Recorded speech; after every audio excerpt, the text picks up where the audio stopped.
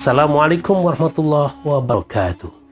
Semoga Allah limpahkan sehat afiat kepada kita semuanya. Amin. Ya Rabbal Alamin. Ketika kita bicara tentang manfaat bekam dari sisi manapun, dari sisi ilmiah, melalui riset, penelitian, atau apapun, maka kita tidak boleh melupakan satu substansi utama. Apa itu? Landasan hukum dari hijamah atau bekam ini. Yang tiada lain adalah sunnah Rasulullah Sallallahu Alaihi Wasallam.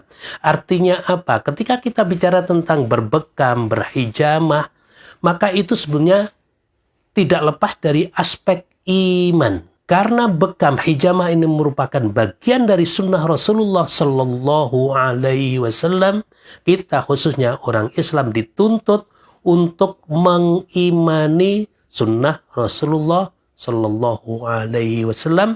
Karena apa? Hijamah bekam ini merupakan bagian dari perbuatan, perkataan, takrir, penetapan Rasulullah Sallallahu Alaihi Wasallam. Maka semoga kita orang Islam khususnya tidak sampai terseret kepada sikap bahkan cara berpikir yang bisa mencederai iman itu tadi. Nah, bicara tentang manfaat bekam sebetulnya sudah banyak juga disebutkan, dijelaskan oleh para ulama kita terdahulu. Para dokter muslimin terdahulu. Salafus Saleh. Ibnu Qayyim, Ibnu Taimiyah, Abdul Latif, Al-Baghdadi, Ar-Razi, Ibnu Nafis, Al-Qurtubi, Az-Zahrawi, dan masih banyak lagi. Landasan hukum ketika kita bicara tentang manfaat hijamah, maka kita kembalikan kepada satu hadis Rasulullah Sallallahu Alaihi Wasallam dari Anas bin Malik radhiyallahu anhu. Rasulullah Sallallahu Alaihi Wasallam bersabda, sesungguhnya pengobatan paling ideal yang kalian lakukan ialah hijamah dan qustul bahri. Inna afdala ma tadawaitum bihi al-hijamah wal qustul bahri. Hadis diriwayatkan oleh Al-Bukhari dan Muslim, jadi ini merupakan hadis sahih. Ibnu Hajar Al-Asqalani menjelaskan hadis ini dalam kitab beliau Fathul Bari, bahwa hadis ini mengandung satu pengertian tentang pensyariatan pengobatan dan usaha mencari sehat dengan hijamah atau bekam, serta at-targhib atau anjuran untuk melaksanakannya. Wala siyama liman yahtaju ilayya, apalagi bagi orang yang benar-benar membutuhkan hijamah itu. Juga disebutkan dalam kitab Al-Bahrul Muhit bahwa hadis ini mengandung pengertian tentang anjuran berobat dan khususnya berbekam, dan bahwa bekam merupakan pengobatan afdol. Afdol artinya paling ideal. Dalam berbagai kitab yang lain sudah banyak disebutkan tentang manfaat hijamah ini.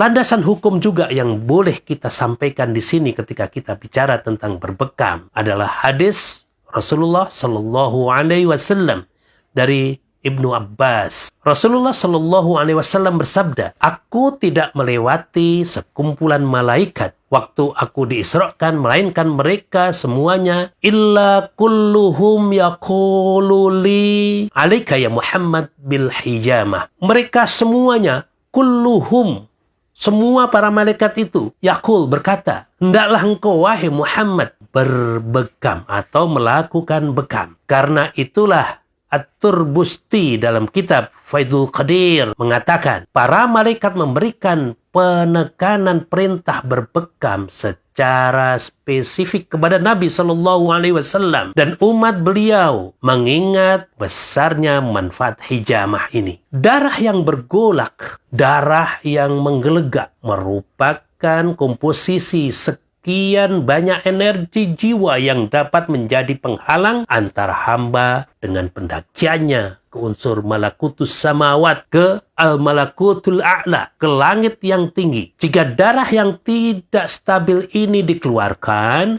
maka ia akan mampu membuat jiwa manusia menjadi tunduk, semakin stabil, semakin lembut, semakin halus, semakin mampu memunculkan energi jiwa yang jiwa itu punya kecenderungan ammarah bisu, menyuruh kepada yang buruk-buruk. Sehingga cahayanya, cahaya hamba, cahaya manusia yang sudah bersinar akan semakin bersinar. Hadis ini diriwayatkan At-Tirmidzi, Ibnu Majah, Ahmad, dan At-Tabrani, dan disahihkan oleh Syekh Nasiruddin Al-Albani dalam kitab beliau, Kitabul Jami'is Shaghir wa Ziyadatuh. Kalau hadis yang di atas tadi merupakan perintah kepada Rasulullah Sallallahu Alaihi Wasallam secara khusus, dalam hadis lain yang juga diriwayatkan Ahmad dan Ibnu Majah, ada ucapan para malaikat, mur ummataka bil hijamah, perintahkan umatmu wahai Muhammad agar berbekam. Perintah berbekam ini merupakan dua macam perintah khusus kepada Rasulullah Sallallahu Alaihi Wasallam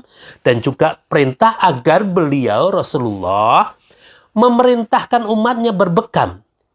Maka itulah yang kemudian dilakukan oleh Rasulullah Sallallahu Alaihi Wasallam. Beliau juga berbekam. Bahkan ketika beliau jatuh dari unta, kemudian keselio kaki beliau, beliau pun berbekam. Dan masih banyak lagi hadis-hadis lain yang menjelaskan bahwa beliau juga berbekam secara rutin. Catatan dari hadis perintah para malaikat berarti perintah Allah kepada para malaikat yang disampaikan kepada Rasulullah Sallallahu Alaihi Wasallam ini merupakan Masya Allah oleh bagi umat Muslim, bagi umat Rasulullah Sallallahu Alaihi Wasallam yang disampaikan langsung dari langit saat beliau Isra dan Mi'raj. Jadi tidak jauh beda dengan oleh Rasulullah Sallallahu Alaihi Wasallam ketika Isra dan Mi'raj perintah sholat. Bedanya kalau perintah sholat merupakan perintah fardu wajib, perintah berhijamah atau berbekam merupakan sunnah, bukan wajib. Tapi mengingat bahwa ini merupakan bagian dari sunnah Rasulullah Sallallahu Alaihi Wasallam, maka kita dituntut untuk mengimani dan akan lebih afdal lagi ketika kita melaksanakannya. Semoga Allah limpahkan sehat afiat kepada kita semuanya dan kita juga dianugerahi iman yang kuat kepada Rasulullah Sallallahu Alaihi Wasallam sebagai panutan kita. Amin ya rabbal alamin. Assalamualaikum warahmatullahi wabarakatuh.